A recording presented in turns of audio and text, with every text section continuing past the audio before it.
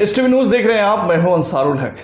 देखिए, दिल्ली से एक बड़ी खबर आई है और ख़बर यह है कि मोहन भागवत आरएसएस प्रमुख का ये बयान आया है जिसमें वो कह रहे हैं कि सच्चा सेवक अहंकारी नहीं होता, चुनाव में मर्यादा का ध्यान नहीं रखा गया।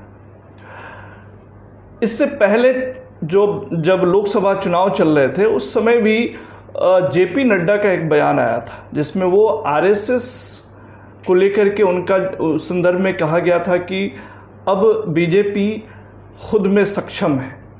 आरएसएस की उनके कहने का एक सार ये कहा जा सकता है कि अब उन्हें आरएसएस की ज़रूरत नहीं। क्या अब ऐसे में सवाल उठता है कि क्या अब मोदी और आरएसएस में जंग छिड़ गई है? आखिर मोहन भागवत ने जो बयान दिया है उस बयान के क्या मतलब हो सकते हैं? एक बार फिर से इस पर चर्चा के लिए हमारे साथ शशि तिवारी जी, राजनीतिक विश्लेषक, मौजूद हैं। हम इनसे भी बात कर लेते हैं। शशि जी, चुनाव तो बीत गया, अब हम लोग जो है चुनाव के बाद और मतगणना के बाद की जो परिस्थितियां हैं उस पर चर्चा कर रहे हैं। आज हम लोग शुरुआत करते हैं मोहन भागवत जी के बयान से, क्योंकि अभी पूरे देश में इसकी चर्चा हो रही है। मोहन भागवत जी का बयान आया है कि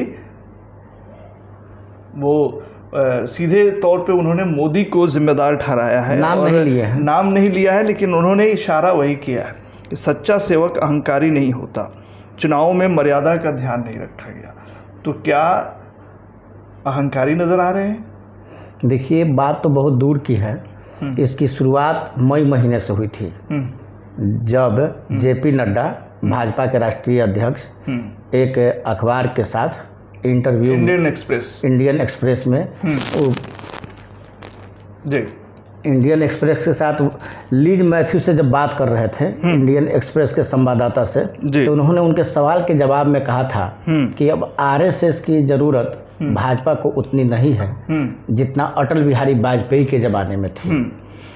तो उस संदर्भ में इस बयान को जोड़ के देखा जा रहा है। चुनाव तक आरएसएस संघ परिवार चुप रहा। जैसे ही मोदी जी की शपथ ग्रहण हुई, शपथ ग्रहण के बाद में मंत्रिमंडल में कैबिनेट का पोर्टफोलियो बढ़ता है, कैबिनेट की पहली मीटिंग हो जाती है, उसके बाद में मोहन भागवत जी एक कार्यक्रम में बोलते हैं जो दिखाया जाता है और उस संदर्भ में उन्होंने जो कहा है उसको उसी से जोड़ के देखा जा रहा है और इसका असर चुनाव पर पड़ा है। अब की बार इस चुनाव में आप देखे होंगे कि वास्तव में भाजपा आत्मनिर्भर तरीके से यह चुनाव लड़ी है। इसमें संघ की भूमिका देखने को नहीं मिला है और जिसका खामियाजा भाजपा को उठाना पड़ा है। आत्मनिर्भर भाजपा को 272 के आंकड़े पार करने में क्या दुर्दीन देखना पड़ा है, किस तरह की परेशानियों का सामना करना पड़ा है जो पूरे देश के सामने है। लेकिन एक चीज़ डाइजेस्ट होने वाला है नहीं कि भाजपा के पीछे हमेशा से आरएसएस जो है एक मजबूत ये के तौर पे जो है बैकअप करती रही है, राष्ट्रीय स्वयंसेवक संघ। और कहीं ना कहीं जो है इस तरह के बयान जब आ रहे हैं तो इसका कहीं ये तो मतलब नहीं कि भाजपा इन चुनाव परिणाम आरएसएस इन चुनाव परिणामों से खुद को किनारा कर रही है? ये भी सही है। आरएसएस किनारा करने का प्रयास तो करेगी ही, लेकिन वह किनारा करने के लिए नहीं करती। नागपुर जहाँ से आरएसएस संचालित होता है, आरएसएस के कोई भी प्रमुख हो, कोई भी बात अनायास नहीं बोलते हैं और ये इस तरह से किसी तरह का बयान उन लोगों का, संघ के परिवार के किसी भी सदस्य का बयान अचानक नहीं आता है। कुछ न कुछ जब मैटर बड़ा होता है या गहरा होता है तभी इस तरह के बयान आते हैं। तो आरएसएस प्रमुख के बयान को आप अभी गहराई दिख रहा है कि जो चुनाव के दरमियान मोदी और शाह की जो जोड़ी थी यह आत्मनिर्भर बनने का काम किया है और जेपी नड्डा पर उनका भरोसा रहा है और जेपी नड्डा मतलब खुल के मतलब संघ के खिलाफ एक तरह से बयान दे दिया, जिसके बाद से संघ के जो कार्यकर्ता थे जो मतदाताओं को काफ़ी समझाते हैं और बूथ तक ले जाते हैं, उन लोगों की सक्रियता नहीं देखी, जिसका असर आप उत्तर प्रदेश में देख सकते हैं, राजस्थान में देख सकते हैं, महाराष्ट्र में एनडीए को कितनी क्षति हुई है ये आप देख ही रहे हैं। यूपी जो उनका बेस है यूपी से ही दिल्ली की सत्ता की द्वार खुलती है जिसे कहा जाता है। वहाँ क्या मतलब उनको सपा से पीछे रह जाना पड़ा है, जबकि डबल इंजन की सरकार थी, आरएसएस मौन थी। और उसके बाद का जो चुनाव परिणाम आया है, भाजपा 240 जाते जाते जाते लटक गई है। और आज फिर वही वाजपेयी जी वाली भाजपा बन गई है, जहां से जेपी नड्डा ने कोट किया था कि यह वाजपेयी जी का युग नहीं है, नरेंद्र मोदी का युग है। यहाँ भाजपा अब अपने बूते खड़ी है, लेकिन समय का चक्र है कि फिर आके लोग वही अटक गए। फिर वहीं तो आरएसएस का जो मोहन भागवत जी का बयान है, इसके क्या मतलब निकाले जा सकते हैं? जैसे वो अहंकारी एक तरह से शब्द उन्होंने प्रयोग किया है, उनका बयान काफी लंबा है। तो क्या ये जो है नरेंद्र मोदी जी की जो की सरकार चल रही है, इससे खफा है लोग?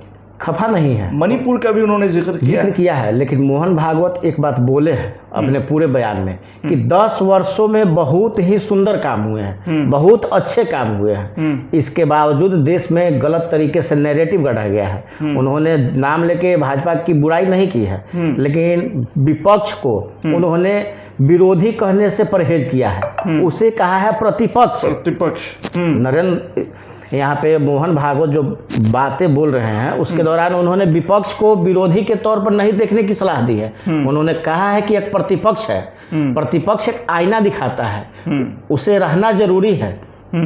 तो इस नजरिए मोहन भागवत का यह बयान अभी आने वाले समय में और कुछ बड़ा खुलासा करे मोहन भागवत या संघ के कोई, कहे कि अभी तक जो 10 साल की नरेंद्र मोदी की सरकार है, इसमें संघ का प्रभाव उतना नहीं दिखाई पड़ा है। नरेंद्र मतलब यह भाजपा नरेंद्र मोदी की भाजपा बन के रह गई है।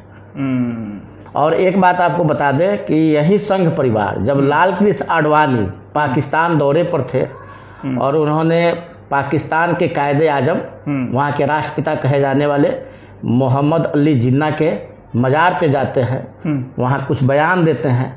उस समय वह भाजपा के राष्ट्रीय अध्यक्ष हुआ करते हैं। वहाँ से आने के बाद में भाजपा के राष्ट्रीय अध्यक्ष से तो हटते ही हैं, नरेंद्र मोदी युग का उदय होता है और भाजपा की राजनीति में वह कहाँ चले जाते हैं तो सभी कोई के सामने है। लेकिन जेपी नड्डा बोले चुनाव के एन मौके पर, लेकिन वहाँ से कुछ नहीं होता है। जेपी नड्डा को भारत सरकार में मंत्री बनाया जाता है और उसमें भी स्वास्थ्य मंत्री बनाया जाता है। तो इससे अंदाज़ा लगा सकते हैं कि संघ की परवाह मेरे समझ से वर्तमान नेतृत्व उतना नहीं कर रही है जितना पहले करती थी। और यही चीज़ कहीं ना कहीं आरएसएस को खल रही है। स्वाभाविक है खलना। आरएसएस को मातृ संगठन कहा जाता है, भाजपा का मातृ संगठन कहा जाता है। भाजपा के जीत में आरएसएस को अपने को पूरी तरीके से प्रत्येक प्रदेश में मेहनत करती है, बहुत तरह के काम करती है, जनता तक जाती है, जनता को मोटिवेट करती है, वोटरों को बूथ तक ले जाने में प्रयास करती है, जो अब की बार नहीं दिखा है, जिसका असर 240 आत्मनिर्भर भाजपा बन गई है। तो इसके दूरगामी परिणाम क्या हो सकते हैं? दूरगामी परिणाम के लिए अभी हम लोगों को समझना होगा, देखना होगा कि अभी एक तरफ से मोर्चा खुला था। नड्डा जी का बयान का आज मतलब एक तरह से काउंटर बयान आ गया है और मोहन भागवत तब तक चुप रहे जब तक मतलब सत्ता का पूरा सिनारियो स्पष्ट नहीं हो गया। भाजपा की केंद्र में तीसरी बार सरकार नहीं बन गई, नरेंद्र मोदी तीसरी बार पीएम पद का शपथ नहीं ले लिए और उसमें भी मंत्रिमंडल का गठन हो गया, पोर्टफोलियो बट गया, तब मोहन भागवत का बयान आता है। तो उनको भी भाजपा से उतना ही स्नेह है, क्या कि जो जिस परिवार को सींचता है उस परिवार के प्रति उसकी सहानुभूति होती ही है। तो इस तरह से एक तरह से डैमेज कंट्रोल भी हो सकता है। आने वाले समय में दोनों संगठनों में किसी तरह का जो मुटाव या मतभेद हो उसको इस बयान के बाद से पाटने की कोशिश की जा सकती है। ये ऐसा कभी कल्पना किया जा सकता है क्या कि बीजेपी आरएसएस से अलग जो है? नहीं, ऐसी कल्पना तो नहीं की जा सकती है, लेकिन आपने देखा होगा। लेकिन बयान तो ऐसे जब आ रहे हैं तो कुछ ना कुछ तो वजह होगी। तो दिल में जब चुभा होगा तो बाहर प्रकटीकरण हुआ होगा, लेकिन प्रकटीकरण जब सब कुछ हो गया था तो तब हुआ है। और नरेंद्र मोदी के लिए और भाजपा के लिए यह ऐतिहासिक क्षण है 1962 के बाद पहले ये दूसरे प्रधानमंत्री हैं जिन्होंने तीसरी बार लगातार केंद्र में वापसी की है। यह सौभाग्य भारत के पूर्व प्रधानमंत्री पंडित जवाहरलाल नेहरू को जाता है। उसके बाद से कोई रिपीट नहीं किया था, 2 टर्म के बाद तीसरा कोई रिपीट नहीं किया था। इसलिए भाजपा के लिए या उनके अन्य जो संगठन है उनके लिए ऐतिहासिक क्षण था और यह जीत उनके लिए काफी मायने में महत्वपूर्ण है। तो इस खुशी के मौके पर एक तरह से जो बयान आए हैं अब उसकी समीक्षा दोनों तरफ से होगी और फिर किसका क्या बयान आता है, तलवारें खींचती हैं या फिर म्यान में चली जाती हैं, फिर पहले से सलीके से काम होता है या कुछ बड़ा होता है, ये देखने वाली बात होगी। नहीं तो यहाँ पे एक सवाल और रेज होता है, अगर आरएसएस प्रमुख का जो बयान आया है वो मोदी जी के खिलाफ है ना, अगर ये आरएसएस नहीं चाह रही एक तरह से वो मोदी जी को अगर कहीं इस तरह की संभावना बनती है कि बीजेपी में रिप्लेस करने की बात हो, तो बाकी दूसरे जो चहेते लोग हैं आरएसएस की नज़र में वो कौन हो सकते हैं? अभी उस तरह की बात नहीं है। अभी जो मोदी जी जो कैबिनेट बनाए हैं उस कैबिनेट में आप देखिएगा कि कोई ज़्यादा फेरबदल नहीं है। जैसे राजनाथ सिंह नंबर 2 थे, इस बार भी नंबर 2 पर ही उन्होंने शपथ लिया है। अमित शाह भी नंबर 3। टॉप 4-5 के जो ये रेशियो है वो सेम है। अधिकांश मंत्रियों के मंत्रालय भी सेम है। जो नए साथी आए हैं उनके लिए थोड़ा बहुत इधर उधर इनके कैबिनेट पोर्टफोलियो में अंतर हुआ है, लेकिन अभी जो आप बात बोल रहे हैं अभी हाल में वो ऐसा कुछ होता दिखाई नहीं दे रहा है। नरेंद्र मोदी के पीछे पूरी भाजपा आज भी खड़ी है। अगर संभावनाएं कुछ बनती है इस तरह की तो वो कौन से लीडर हैं? जैसे रिटायरमेंट का भी बात था, जैसे अरविंद केजरीवाल ने भी एक क्वेश्चन रेज किया था कि भाई आप तो 75 ईयर्स के हो जाएंगे, मोदी तो रिटायरमेंट लेंगे। तो अगर इस संदर्भ में भी अगर चीज़ों को देखा जाए या फिर आरएसएस के संदर्भ में भी चीज़ों को देखा जाए तो आपका तजर्बा क्या कहता है? जो नेताओं की फहरिस्त है उसमें कौन से लोग ऐसे हैं जो जगह ले सकते हैं? देखिए, एक आदमी का नाम आया था और बिहार के नेता थे, उन्होंने कहा था कि नितिन गडकरी साहब को अगर प्रधानमंत्री बना दिया जाए तो बहुत बेहतर होगा। वे नेता थे पप्पू यादव। लेकिन आपने बात शुरू की है अरविंद केजरीवाल से कि अरविंद केजरीवाल ने कहा कि अब नरेंद्र मोदी नहीं आएंगे, अमित शाह प्रधानमंत्री बनेंगे। इसका असर हिंदी पट्टी के राज्य खासकर उत्तर प्रदेश में हुआ। उसके बाद में आप देखिएगा तो यह अचानक बयान नहीं था अरविंद केजरीवाल का। भाजपा जब 2014 में सत्ता में आई तो 75+ के नेताओं को साइड लाइन की, जिसमें लाल कृष्ण आडवाणी, मुरली मनोहर जोशी जैसे नेता, कद्दावर नेता मार्गदर्शक मंडली में चले गए। नजमा हेपतुल्ला उस समय मंत्री बनी थी अल्पसंख्यक कोटे से, उनको रिटायरमेंट लेना पड़ा और उनको किसी प्रदेश का राज्यपाल बनाया गया। उनके 75+ हो गई थी नजमा हेपतुल्ला। उसके बाद में उनके मंत्रालय को मुख्तार अब्बास नकवी साहब को दिया गया। और उसके बाद में आप गौर करेंगे कि कलराज मिश्रा भी एक मंत्री थे, वो भी 75 पार कर रहे थे। लेकिन 17 में यूपी विधानसभा चुनाव था तो उनसे मतलब इस्तीफा नहीं मांगा गया और उन्होंने इस्तीफा नहीं दिया। लेकिन 18 आते आते उन्होंने, जब यूपी में सरकार बन गई तो 18 आते आते उन्होंने इस्तीफा दे दिया। तो यह 75+ वाली बात भाजपा में नरेंद्र मोदी के समय में ही आया है और इस दौरान कई नेता रिटायर हुए हैं। तो यह बात अरविंद केजरीवाल का उठाना लाजमी था और स्वाभाविक था विरोधी के नाते, कहा कि नरेंद्र मोदी भी इस बार 74 हो गए हैं, तब इनका भी 75 बहुत जल्दी आने वाला है। तो स्वाभाविक था कि 75+ के बाद भी इनकी भी रिटायरमेंट होती। तो इनके बाद कौन प्रधानमंत्री बनेंगे? तो अरविंद केजरीवाल ने सिंघुपा छोड़ दिया कि अमित शाह बनेंगे। ये दोधारी तलवार का काम किया। भाजपा के अंदर चाहे किसी भी राजनीतिक दल के अंदर लीडरशिप के लिए, नेतृत्व के लिए कुछ ना कुछ अंदर खाने में चलते रहता है कि फलाने के बाद में कौन, फलाने के बाद में कौन।